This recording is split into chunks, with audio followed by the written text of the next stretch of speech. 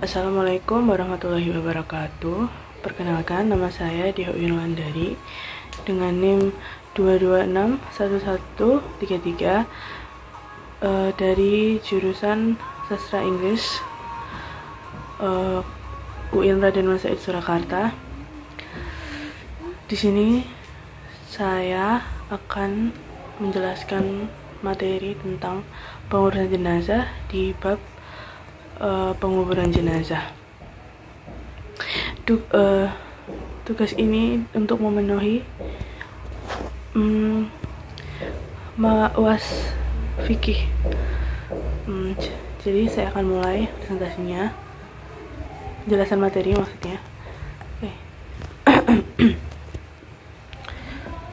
Oke.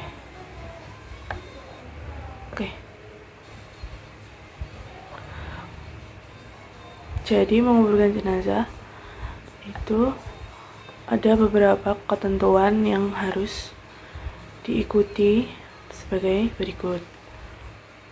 Yang pertama, ada sunnah menguburkan,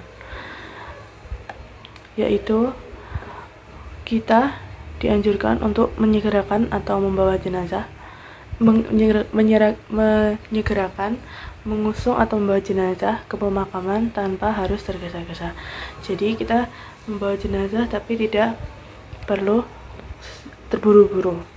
Yang kedua, pengiring tidak dibenarkan duduk sebelum jenazah diletakkan. Yang ketiga, disunahkan menggali kubur secara mendalam agar jasad jenazah terjaga dari jangkauan binatang buas atau agar baunya tidak merebak keluar. Yang keempat, lubang kubur yang dilengkapi dengan liang lahat, jenazah muslim bukan syak, jenazah non muslim. Jadi saya akan jelaskan jenis liang lahat ya. Jadi liang lahat itu ada dua bentuknya. Nah, seperti yang saya sebutkan tadi, yang pertama syak. Syak itu pengertiannya yaitu membuat galian di tengah-tengah lubang kubur seperti galian sungai. Ini lebih afdol di daerah dengan struktur tanah yang gembur dan lunak. Jadi gambarnya seperti ini yang ada di presentasi saya. Kemudian yang kedua, lahat. Lahat itu pengertiannya melubangi bagian bawah dari lubang kubur pada sisi arah kiblat setelah menggali sedalam 2,25 meter. Lahat itu lebih luas, maksudnya lebih afdol di daerah dengan struktur tanah. Afdol di daerah dengan struktur tanah yang keras. Jadi kemudian yang terakhir, kelima, disunahkan memasukkan jenazah ke liang lahat dari arah kaki kuburan lalu diturunkan ke dalam liang kubur secara perlahan.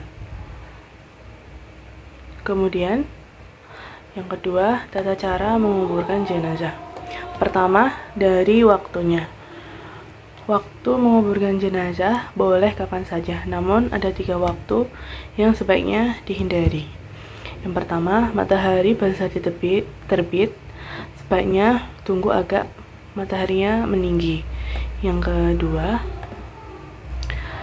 itu matahari saat berada di tengah-tengah, saat panas terik yang menyengat atau saat waktu zuhur tiba, sampai condong ke barat. Yang ketiga, saat matahari hampir terbenam hingga ia terbenam sempurna. Kemudian dari urutan dan tahapannya. Tata cara urutan dan tahapannya. Mohon maaf. Jenazah diangkat untuk diletakkan di dalam kubur, lakukan secara perlahan. Yang kedua, jenazah dimasukkan ke dalam kubur, dimulai dari kepala terlebih dahulu dan dilakukan lewat arah kaki. Jika tidak memungkinkan, boleh menurunkannya ke arah kiblat.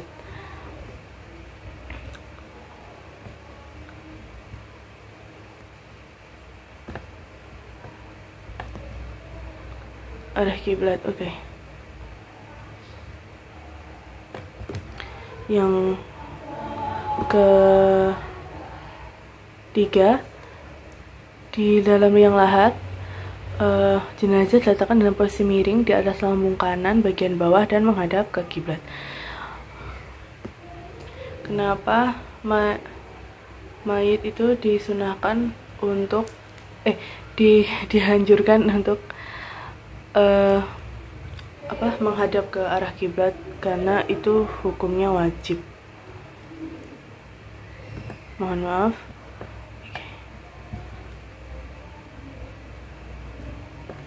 Oke. Yang keempat ya. Oke, yang keempat, pipi dan kaki jenazah supaya ditempelkan ke tanah dengan membuka kain kafannya.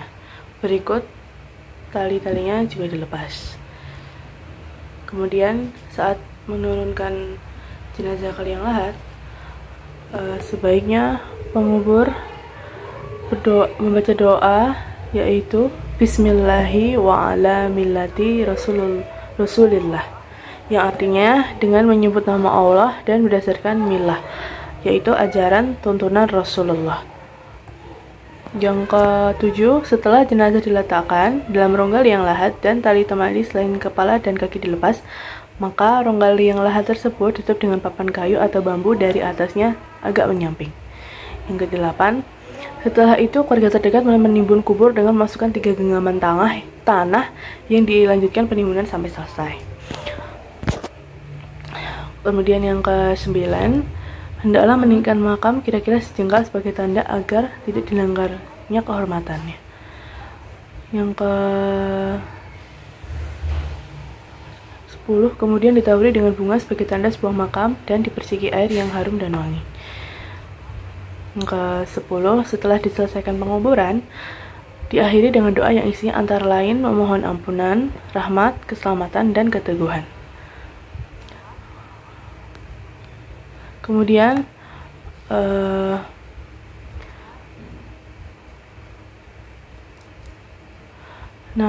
Rasulullah juga bersabda, lebih menikmatkan, Anna Aisyah radhiyallahu anhu anin Nabi sallallahu alaihi wasallam qala fi maradihi ladhi mata fihi la'anallahu bahuda wan nasarat takhadu qubura anbiya'ihim masjidan qalat walaula dzalika la'abrasu qabrahu ghaira anin ahsya'an yuttakhadha masjidah, rawahu Bukhari. Yang artinya dari Aisyah radhiyallahu anhu bahwa Nabi Shallallahu alaihi wasallam bersabda, ketika beliau sakit yang membawa kepada kematiannya, Allah melaknat orang-orang Yahudi dan Nasrani disebabkan mereka menjadikan kuburan para nabi mereka sebagai masjid. Aisyah radhiyallahu anhu berkata, kalau bukan karena sabda beliau, tentu sudah mereka pindahkan kubur beliau dari dalam rumahnya, namun aku tetap khawatir nantinya akan dijadikan masjid. Jadi Rasulullah itu mengingatkan pada para umatnya untuk tidak membuat bangunan di atas kuburan. Ya, karena itu tadi takut dijadikan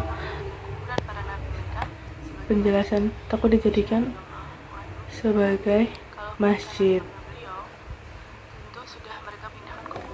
Jadi sebaiknya kalau di makam itu sebaiknya hanya diberi batu nisan saja dan makamnya dirapikan. Tidak perlu dibangun menggunakan semen, kemudian di keramik atau dibangunkan kijing. Oke. Kemudian setelah itu dibacakan azan dan juga iqomah. Kemudian setelah proses penguburan selesai, berdiam sebentar untuk menjalankan talqin serta membanyak istighfar mayit.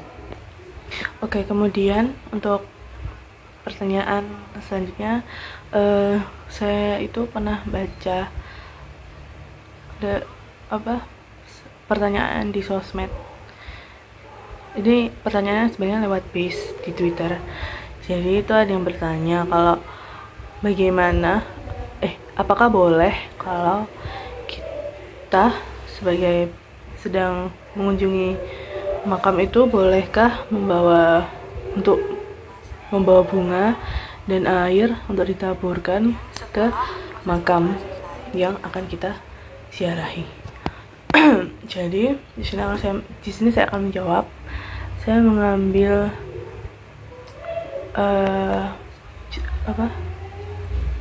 jawaban dari Syekh Khatib Al-Syabrini dalam kitabnya Mughni Al-Muhtaj juz 2 ayat halaman 55, yang artinya disunahkan menyiram kuburan dengan air karena Rasulullah Shallallahu Alaihi Wasallam sendiri melakukannya kepada kuburan putranya Ibrahim. Selain itu, tindakan ini merupakan pengharapan agar kondisi mayit tetap dingin dan mendapat limpahan rahmat, serta untuk menjaga tanah agar tidak bertaburan. Dan yang paling utama, menggunakan air dingin lagi suci. Terang yang disebutkan Imam Al-Romli dalam kitabnya Nihyatu Al-Muhtaj juz 3 halaman 35. Kemudian dari kitab Kanzu Al-Gharibin Syahrul Al-Mahalli Ma'ala Al-Minhaj juz 2 halaman 31, yang artinya dan disunahkan menyiram kuburan dengan air karena Rasulullah melakukan hal tersebut terhadap kuburannya Sa'ad bin Mumtaz, hadis riwayat Ibnu Majah. Jadi untuk menyiram air, Rasulullah itu menyunahkannya agar dengan maksud kuburan itu tetap agar tetap dingin gitu. Terus kemudian tanahnya tidak berhamburan kemana-mana gitu. Untuk yang menaburkan bunga,